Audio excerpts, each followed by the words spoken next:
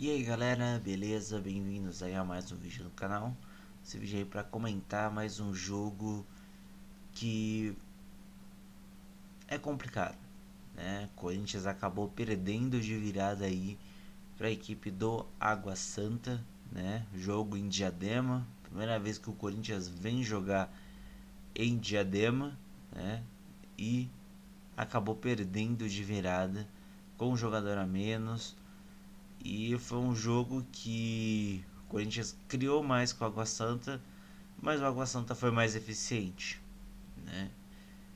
E isso é o futebol, né? E futebol é mais eficiência, a bola da rede. O que importa de todos os números da partida é o placar do jogo, né? E o Água Santa acabou conseguindo que esses números fossem maiores do que os números do Corinthians. O Corinthians que foi a campo com o que tinha de melhor à disposição, que é o caso do Cássio, Fagner, Pedro Henrique, Gil e Lucas Piton, Camacho, Cantilho, Wagner Love, Luan, Johnny Gonzalez e Mauro Bocelli. Esse time começou bem, começou envolvente, algumas chegadas ali pelos lados faziam com que as bolas alçadas na área levassem muito perigo para a equipe do Água Santa. E em um desses lances aí o Fagner chegou na linha de fundo, cruzou, Wagner Love se embolou com a bola e conseguiu aí ficar com ela para finalizar, que aparentemente no jogo Wagner Love tentou dar uma, ou tentou dar de letra, ou tentou deixar a bola passar pro Bocelli. A bola enroscou na perna dele ali e sobrou para ele. E ele acabou mandando para as redes, abrindo o placar com 7 minutos do primeiro tempo, né? Com 7 minutos do primeiro tempo, o Corinthians aí já saindo na frente. Parecia que seria um jogo fácil, um jogo simples, sem muitos problemas, mas aí vem o grande problema do Corinthians nesse início de ano, que é o que? A falta de precisão. O Corinthians continuou em cima, com mais posse de bola, com mais envolvência, mas não tinha efetividade. Até que daí o Água Santa achou uma brecha aonde o Corinthians sofreu do próprio veneno, né? O Corinthians atacou no início desse ano de uma forma que aparentemente não vem utilizando, né? Que é o homem aberto para os lados para receber essa bola em profundidade. O Água Santa utilizou isso, aonde que no lance do gol o jogador que dá assistência, deixa eu só ver se eu consigo pegar aqui o nome do jogador que dá assistência.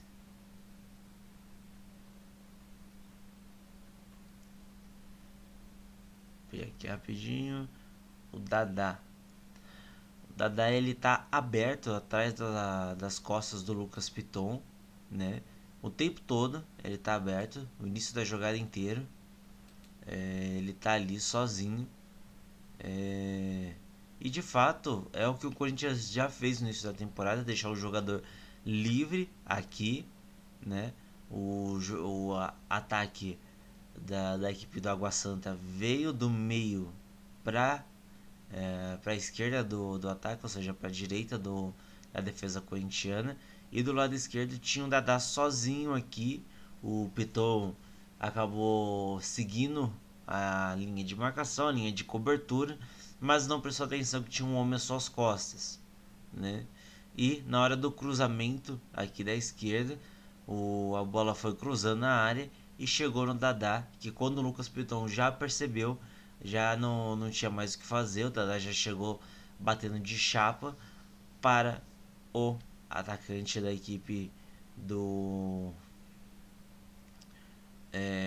para o atacante não, né? O meia da equipe do Água Santa, o Luan, acabar dominando a bola ali nas costas do Pedro Henrique, que tentou ainda fechar o ângulo, mas não foi o suficiente.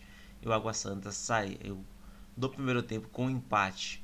Esse empate, pelos números criados em si, não foi o placar justo, mas pelo que se apresentou, pelo aproveitamento das suas oportunidades, foi um placar justo, né? O Água Santa teve uma oportunidade, teve poucas oportunidades, na verdade, e uma delas conseguiu empurrar para dentro. O Corinthians teve inúmeras oportunidades e não conseguiu empurrar para dentro. O Thiago Nunes, vendo que o Corinthians estava com esse tipo de problema, vendo que o Corinthians não tinha profundidade no ataque, né? Porque tanto o Wagner Love quanto o Bocelli e o Johnny recebiam a bola de costas no ataque. Eles não recebiam a bola em profundidade para atacar o espaço vazio. Eles recebiam a bola de costas para dominar, virar e fazer a jogada, e não era isso que ele queria. Ele colocou o Everaldo então no lugar do Wagner Love, já no intervalo, para tentar abrir aí esse espaço. Manteve o Ione, manteve o Bocelli para tentar ver se mudava alguma coisa. O Corinthians continuou com o mesmo problema, não conseguia dar profundidade com seus atacantes, chegava muito com os pontas, né, nas laterais, mas os atacantes em si ali no meio não conseguiu dar essa profundidade toda. Então ele começou a mexer, colocou também aí o Pedrinho no lugar do Johnny e colocou aí o Matheus Vital no lugar do Luan. Mas mesmo assim não foi o suficiente.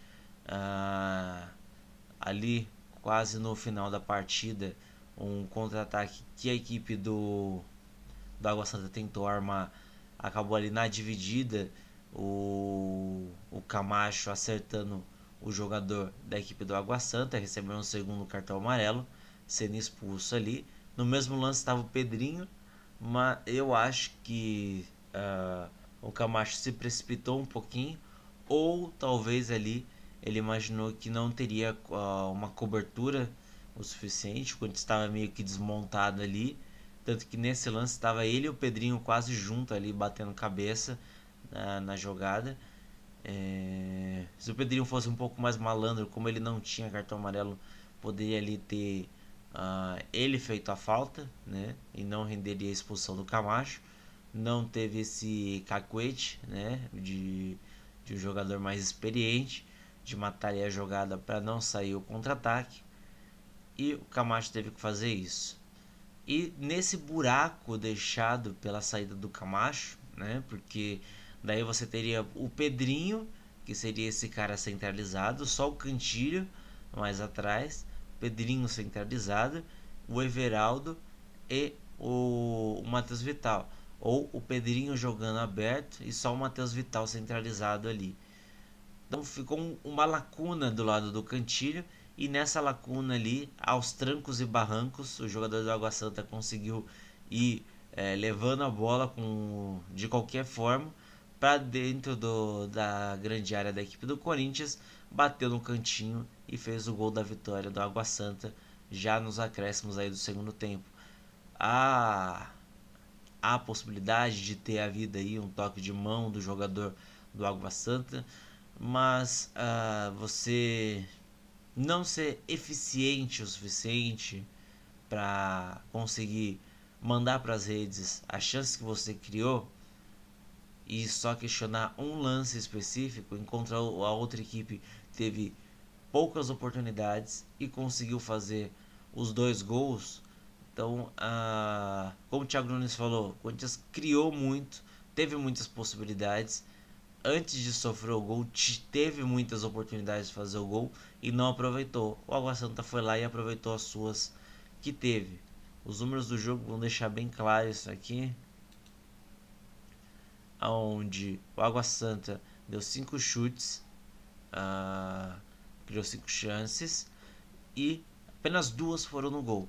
Ou seja, a eficiência é de 100% das chances que foram no gol do Água Santa aí. Sem chance para o Cássio. O Cássio não havia trabalhado até o chute do gol do Água Santa. Então, isso mostra que o Corinthians não sofreu, mas deu brechas para a equipe do Água Santa aproveitar. Em contrapartida, o Corinthians deu 17 chutes em criações de jogada, acertando apenas 5 no gol. Desses 5, só fez 1. Ou seja, enquanto a Água Santa teve 100% de aproveitamento, o Corinthians ficou muito aquém desse número, né? Não chega nem a 25% de aproveitamento das chances claras de gol. Então é muito pouco aí. Corinthians criou, teve mais volume, mais posse de bola, com 65% de posse de bola, 550 passes trocados, acertando aí 88%. Um jogo que teve um número de faltas razoáveis, deu 32 faltas, dois cartões amarelos para o Corinthians, do Camacho e do Cássio, né, ambos suspensos para a próxima partida. O vermelho do Camacho, por isso que ele está suspenso. 3 impedimentos contra a equipe do Corinthians e 6 escanteios contra o Corinthians. Como eu disse, próxima partida o Corinthians não poderá contar com Cássio, suspenso pelo terceiro cartão amarelo, que foi pela reclamação do jogador do Água Santa poder ter levado a bola com a mão, ou mesmo que ela tenha batido, que a gente sabe que a regra aí do futebol ela já é conturbada por si só, e no ano passado ficou pior, né? Justamente por causa disso. Alguns lances que são intenção, não intenção, que às vezes fica tudo embaralhado, e a arbitragem como um todo, não só a brasileira, mas a arbitragem sul-americana como um todo, sofre muito com o entendimento dessa regra. A gente viu na Libertadores, viu na Sul-Americana, Recopa e Campeonato Paulista, Brasileiro, sempre tem algum problema em relação a esse tipo de entendimento. Parece que a arbitragem sul-americana como um todo, tá? Não a arbitragem só brasileira, mas sul-americana, né? Juntando aí o Brasil, a Argentina, a Colômbia, dentre todos, parece que não consegue aprender 100% da regra. Então nem sempre é colocado 100% daquilo que se está na regra. Sempre tem alguma coisa que acaba deixando passar, e alguns lances que tem muitos problemas. A gente vê jogos campeonatos europeus que não tem tantos erros assim, principalmente de interpretação. Os árbitros são bem mais seguros, bem mais imponentes em relação às suas decisões. O VAR é utilizado sim, e mais em poucas oportunidades, não são todos, são só lances bem graves que há a necessidade do árbitro de vídeo, enquanto no Brasil os árbitros não são seguros, não tem uma boa avaliação técnica, não tem uma imposição tão grande assim no gramado, e tem medo, né? Fica agora com o uso do VAR virou uma muleta, mas que nem sempre se sabe usar essa muleta, né? A muleta só tem que usar em casos extremos, e de resto o árbitro tem que saber todas as regras, todas as formas de utilização das regras, e aparentemente não sabe, porque teve erros contra Palmeiras, teve erros contra Santos, teve erros contra São Paulo, teve erros contra Corinthians, teve erros contra Santo André, Água Santa, Oeste, dentre todos os clubes do Campeonato Paulista, não só no Campeonato Paulista, como no Campeonato Carioca, todos os campeonatos brasileiros sempre tem algum erro de arbitragem. Campeonatos sul-americanos também tem erros de arbitragem. Então,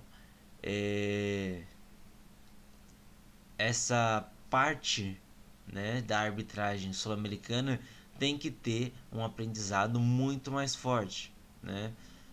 Houve muitas críticas aos árbitros como um todo, né, brasileiros, mas a gente viu que não é só árbitros brasileiros. Nos últimos anos a gente vê que não é isso, e não muda, né? Não adianta você só reclamar, porque você apenas fazer reclamações ou constatações sobre alguma coisa não vai mudar em nada, já que, né, a arbitragem como um todo vê que está em um ótimo momento, que não tem problemas, que não tem nada de errado. Mas quando um time cria oportunidades e é garfado dentro delas, é uma coisa. O Corinthians teve um possível erro no segundo gol do Água Santa. Até aí pode-se concordar, mas se enganchar como muleta para o péssimo aproveitamento, porque uma coisa é o Água Santa ter jogado por uma bola, né? E teve 3 ou 4 oportunidades, o que fez o Cássio trabalhar em algumas e fazer um gol em uma delas. Outra é o Água Santa ter exatamente 2 chances de gol e as 2 chances de gol eles empurrar para as redes. Em contrapartida, o Corinthians tem 5 chances de gol. As 5 chances de gol que o Corinthians tem foram as 5 chances, 5 chutes dados pelo Água Santa com perigo, né? Dados ali perto do gol do Cássio.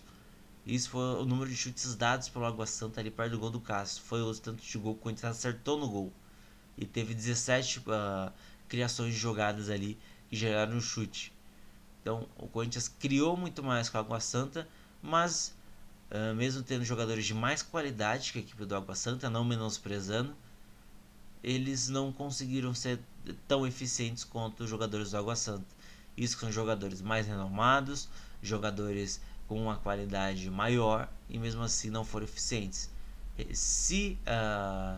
Se colocar ali, usar a arbitragem, um erro de arbitragem, um possível erro, como uma bengala, não é o certo a se fazer. Tanto que nem o Thiago Nunes utilizou isso. Ele mesmo já falou na sua coletiva pós-jogo que se o Corinthians tivesse deficiente e aproveitado as suas oportunidades, eles não teriam que estar falando de um possível erro de arbitragem no final da partida, né?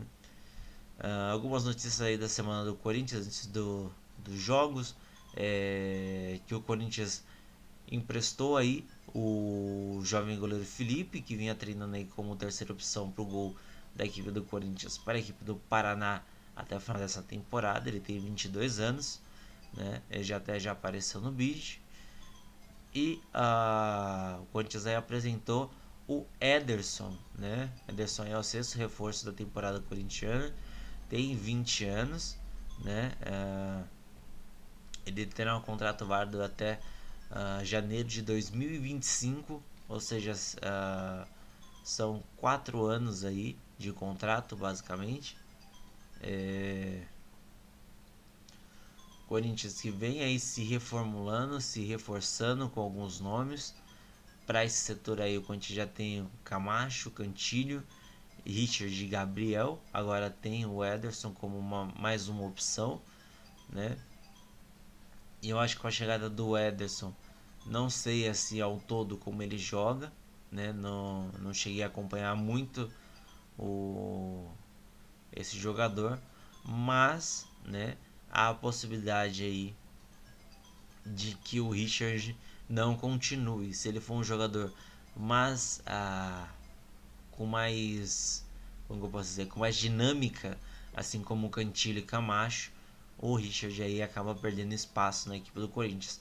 Na minha visão, analisando o que foi apresentado nesse início da temporada, Richard tem qualidade, mas não tem velocidade, não tem aquela dinâmica de jogo para o meio de campo que o Corinthians quer utilizar. Ele tem qualidade, tem visão de jogo, tem aproximação, mas não é efetivo nessa apresentação. Ele não é um jogador elétrico, como o Cantilho, o Camacho, que pega a bola, vira, já levanta a cabeça, lança, não fica muito com a bola no pé. O Richard já é um outro estilo de jogador. E se o Ederson for muito parecido com o Cantilho e com o Camacho, aí o Richard acaba perdendo mais espaço aí na equipe do Corinthians. Tanto que para a próxima partida, o Thiago Nunes já deixou claro que irá utilizar o Gabriel no lugar do Camacho. Então nem é o Richard, vai ser o Gabriel no lugar do Camacho nessa partida. E vamos ver aí como o Corinthians vai jogar, né? Que o Corinthians tem como próximo jogo a equipe do Santo André, né? Que é uma das melhores colocadas do Campeonato Paulista aí, se não a melhor. Ainda vai jogar nessa rodada e pode reassumir a liderança do grupo do Palmeiras, né? O Santo André aí, que é o líder do grupo do Palmeiras. O jogo será só na quarta-feira do dia 26, ou seja, a próxima quarta-feira aí, às 9h30 na Arena Corinthians. Corinthians que teve problemas contra a Água Santa, que vinha sendo uma das piores equipes do Campeonato Paulista, né? Tava entre as 4 piores equipes do Campeonato Paulista, que vem se reformulando aí, né? Se eu não estiver errado, ele nos últimos jogos aí acabou conseguindo ter uma crescente, mas com o Santo André será mais complicado. O Santo André aí, que tem um time mais bem montado, um time mais bem preparado, com jogadores aí mais experientes, e o Santo André gosta de jogar com a bola no pé também. Vimos isso no jogo contra o São Paulo, que será um jogo complicado para a equipe do Corinthians, e que se der brechas de novo, vai sofrer gols novamente. O problema do Corinthians é que dá muitas brechas, muitos espaços, e esses espaços é onde está entrando os atacantes adversários. Conseguiu um gol do Guarani nas 2 partidas, né? Sofreu o gol do Guarani, sofreu o gol, não sofreu o gol contra o São Paulo, mas teve muitas possibilidades de sofrer gol. Sofreu o gol da Inter de Limeira também nessas brechas. Então é complicado, né? Jogo contra o Mirassol, sofreu o gol nas brechas deixadas. Jogo contra a Ponte Preta também. Então o Corinthians tem que começar aí a achar um equilíbrio, né? Não adianta só atacar e não conseguir defender. Então eu acho que essa formação com o Wagner Love não é a melhor escolha, principalmente porque falta um jogador para recompor daquele lado.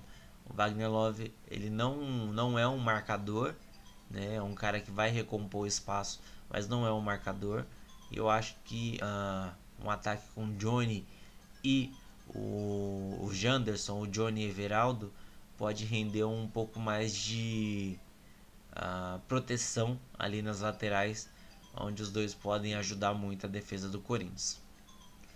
Mas depois desse jogo, o Corinthians enfrenta também o Novo Horizontino, que é outra equipe muito bem colocada aí no campeonato.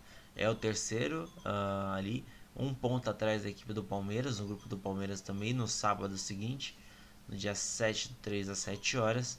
Depois pega o Ituano, que venceu a equipe do Santos dessa rodada, no dia 15/3 às 4. Depois clássico contra o Palmeiras, na Arena Corinthians, dia 22/3 às 4. E o jogo contra o Oeste, dia 1/4 às 9h30.